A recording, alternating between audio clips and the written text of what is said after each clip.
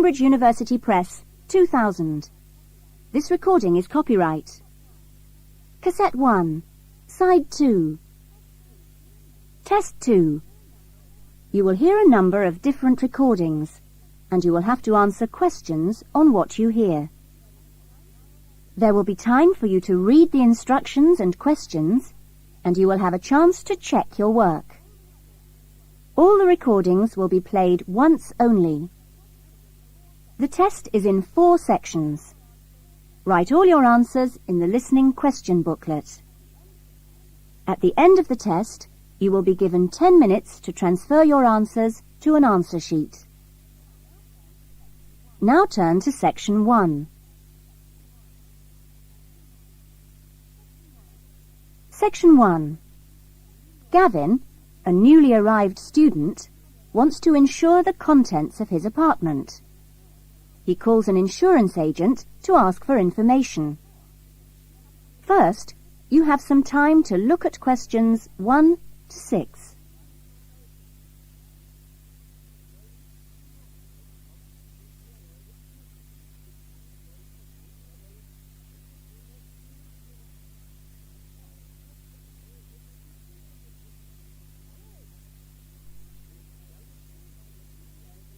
You will see that there is an example that has been done for you. On this occasion only, the conversation relating to this will be played first. Good morning, Diane Davis. Can I help you? Yes, I'd like to get some insurance for the contents of my home. Fine.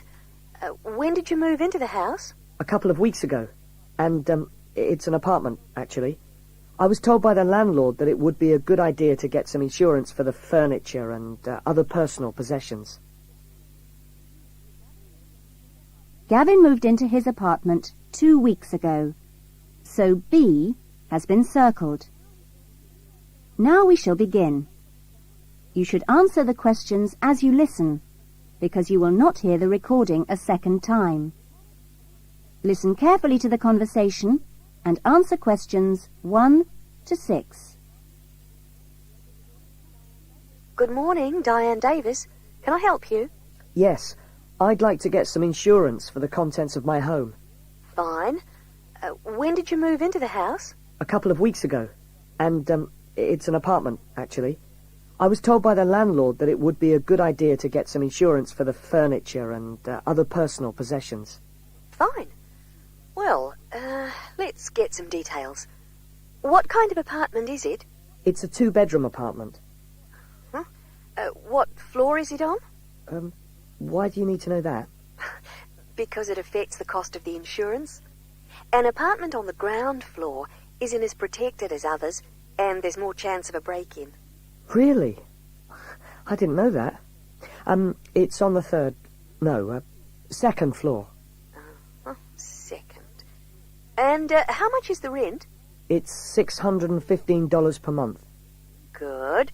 And where is it located? In Biggins Street, South Hills. I see. And what things did you want to insure? Well, what do you recommend? Well, the most important things are those which you would normally find in a home. Things like the television, fridge, and so on. I see. Well, I've got a fridge and a stereo system, which I've just bought from a friend.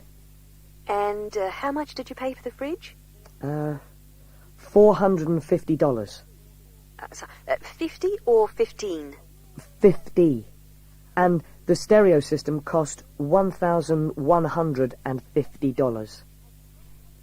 Have you got a television? Yes, but it's very old and not worth much. Okay. Well, is there anything else you want to insure? Yes. I've got a couple of watches and my CDs and books. How much do you think they're worth? The watches are worth $1,000? For both of them? No, each one. And altogether, the CDs and books cost me about $400. Okay. So the value of everything you want to insure is $4,000. How much will the insurance cost? Let me see. $4,000 divided by plus 10%. Right. So, this kind of insurance, that's private contents insurance, it comes to $184 for a 12-month period. $184? Well, that sounds pretty good. Okay, I'll take that policy. Before the conversation continues, you have some time to look at questions 7 to 10.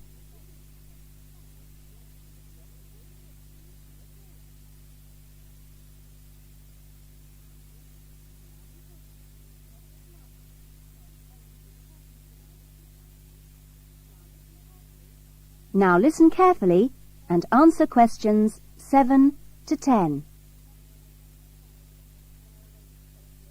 Can I arrange the policy over the phone? Sure. Just let me get the details down. So, that's Mr. Gavin Murray. That's M-U-R-R-A-Y. And the address is? It's 16C, Biggins Street, South Hills. Okay. 16C, Biggins Street, South Hills? That's right. It's 2 words. South Hills. And your date of birth is? 12th of November, 1980. And your contact number? Home phone number is 9872 4855. Right. And, you're Australian? No, I was born in London, although my mother is from Tasmania. Oh, really? Whereabouts? Hobart. I see. Interesting place. Now, are you working at the moment? No, I'm a full-time student at Sydney University. Right. Good. That is the end of section 1. You will now have half a minute to check your answers.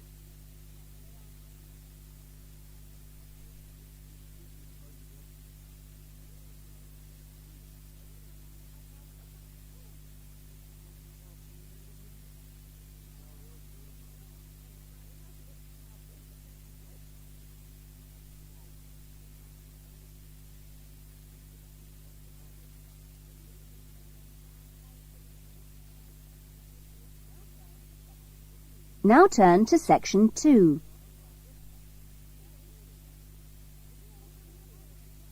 Section 2. You will hear an address by the college president welcoming new students to a residential college. First, you have some time to look at questions 11 to 14.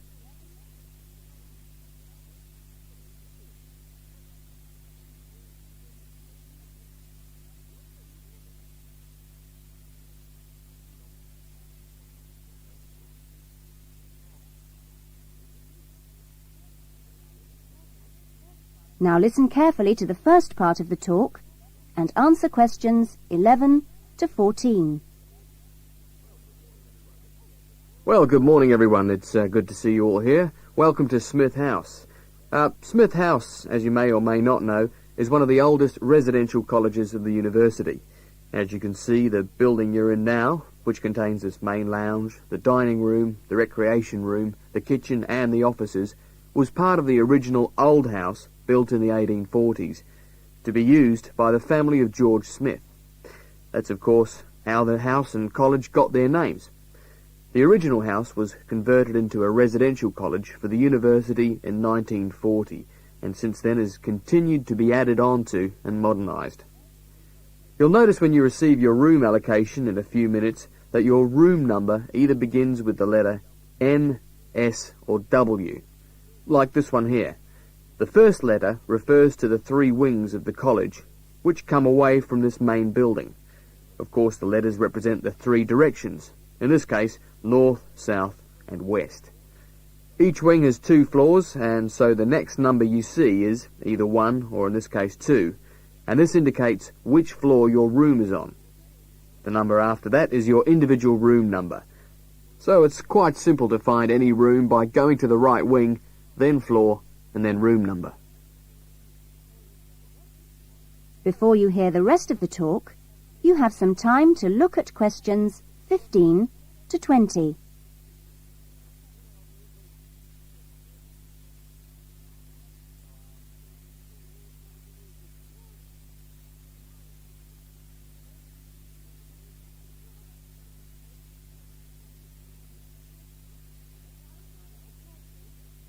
Now listen carefully and answer questions 15 to 20. You'll also notice, when you receive your orientation pack shortly, that there are 2 keys. One is the key to your room, and only you have that key, and the other is a key to the front door, which you've just come through here from the street. This door is closed and locked at 8 p.m. every night, and opened again at 7 a.m. You'll need your key if you're coming back to the college between those times. We ask all students to always enter and leave the college through the front door. You'll notice at the end of each corridor that there is another door, but these are fire doors and are kept locked from the outside. They should only be opened from the inside in case of emergency. In your fees, you've paid a laundry fee, which covers the cleaning of bed linen and towels. All bed linen and towels are clearly embossed with the name Smith House, so it's easily identifiable. If you want your other laundry to be done by the college, this can be arranged for a small extra fee. There are only a few rules here at Smith House, and we have these rules so that we can all live comfortably together. The most important rule is that there must be no noise after 9 p.m. There is also no smoking in the rooms or anywhere inside the college, but smoking is permitted on the balconies. All meals are served in the dining room. Meal times are listed in your orientation pack. Please read these carefully, as meal times cannot be changed, and if you arrive late, I'm sorry to say, you'll just go hungry. If you're unsure about things, each floor has an elected floor senior, who is usually a student in their 3rd or 4th year of study, who's been at Smith House for a while. The floor seniors will introduce themselves later today and answer any questions you have. But for now, I'm going to hand you over to Marnie, who is going to give you the orientation packs and keys. Thanks, Marnie. That is the end of section 2. You will now have half a minute to check your answers.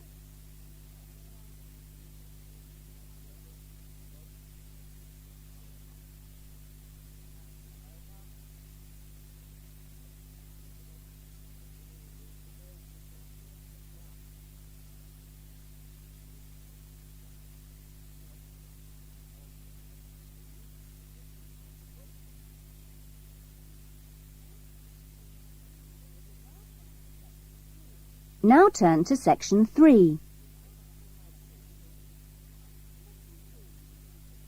Section 3.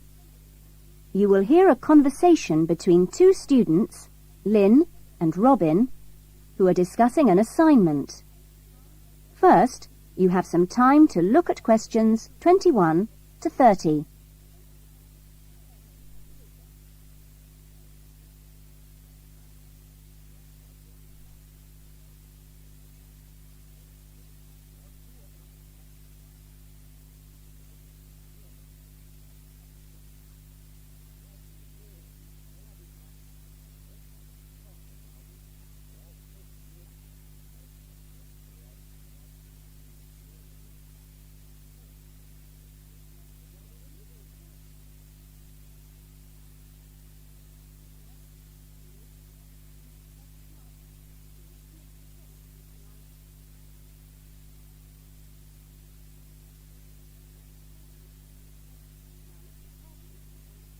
Now listen carefully to the conversation and answer questions 21 to 30.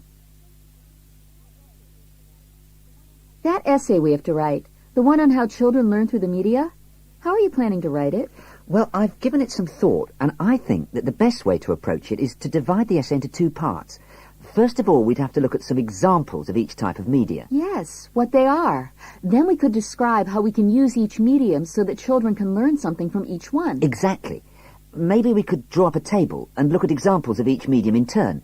Let's see. The different forms of media would be the print media. Here you'd have things like books and newspapers, that sort of thing.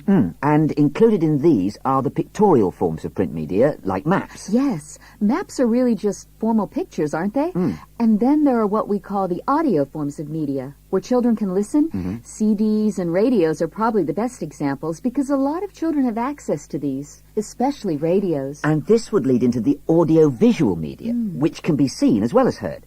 Film, television, and we mustn't forget videos. Yes, but there's a final category as well. Computers that make up the so-called electronic media. In the United Kingdom and Australia, they say that 1 in 3 families has a computer now. Yes, I believe it. Well, that's a good list to start with. We're really getting somewhere with this essay now. So let's move on to when each type of medium could be used. I guess we could start by trying to identify the best situation for each type of media. What do you mean? I'm talking about whether each medium should be used with different size groups. For example, we could look at pictures and ask whether they're more useful for an individual child, a few children together, or a full class. In this case, I'd say pictures are best with individual children because they give them an opportunity to let their imaginations run wild. Yes, I see. Let's take tapes next. Although tapes look ideal for individual children, I feel they're best suited to small group work. This way, children don't feel isolated because they can get help from their friends. Computers are the same. I think they're better with small numbers of children, and they're hardly ever useful with a whole class. Videos, however, are ideal for use with everyone present in the class, especially when children have individual activity sheets to help them focus their minds on what's in the video. And what about books? What would you recommend for them? Books are ideal for children to use by themselves. I know they're used with groups in schools, but I wouldn't recommend it. Other pictorial media like maps, though, are different. I'd always plan group work around those. Give the children a chance to interact and to share ideas. I agree. Teachers often just leave maps on the wall for children to look at when they have some free time. But kids really enjoy using them for problem solving. Yes. Different people have different ideas, I suppose. Yeah, and different teachers recommend different tools for different age groups. That is the end of section 3. You will now have half a minute to check your answers.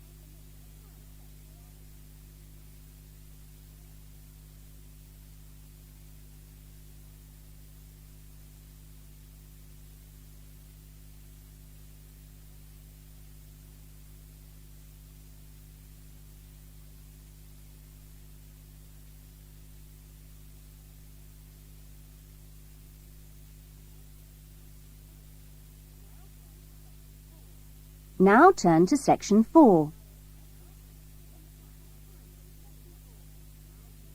Section 4. You will hear a lecturer talking to a group of students at the beginning of a course in rural development. First, you have some time to look at questions 31 to 40.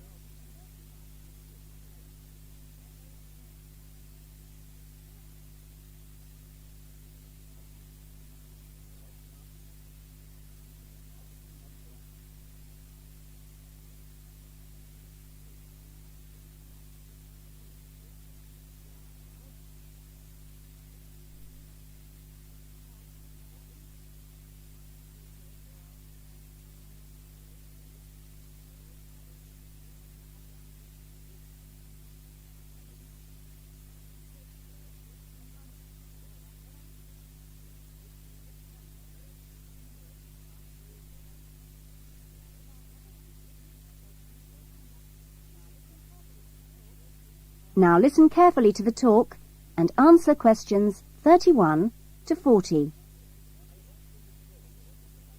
I hope that this first session, which I've called an Introduction to British Agriculture, will provide a helpful background to the farm visits you'll be doing next week.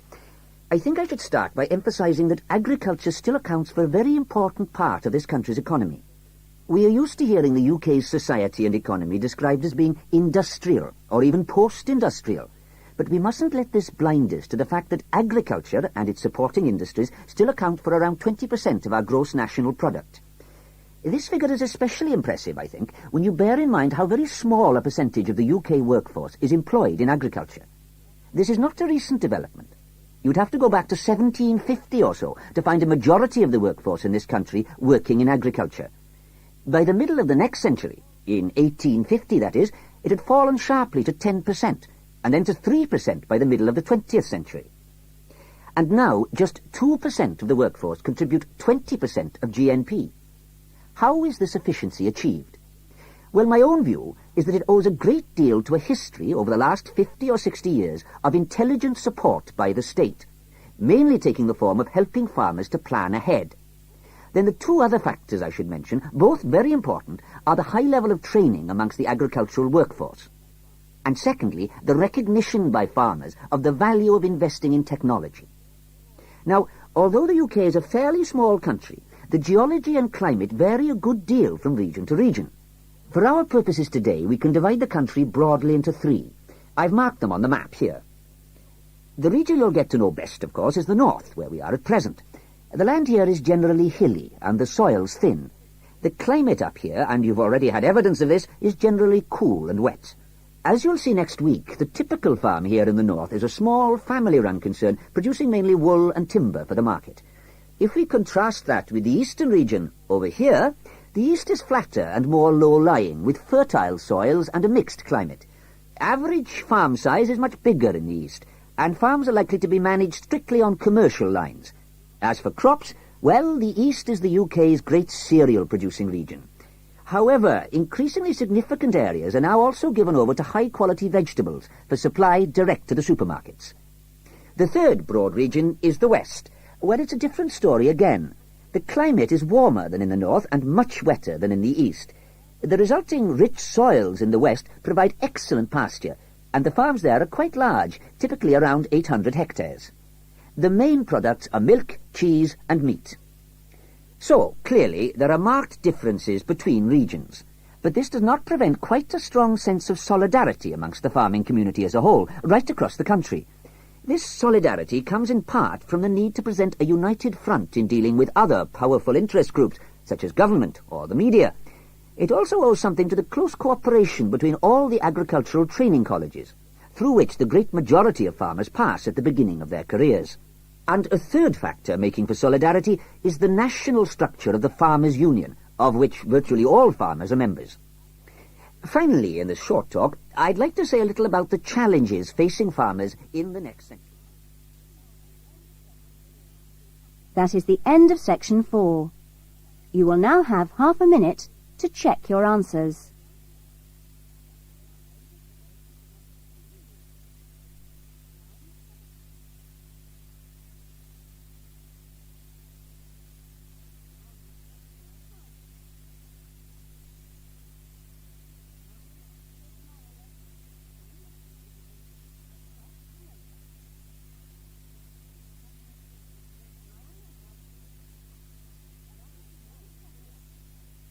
That is the end of the listening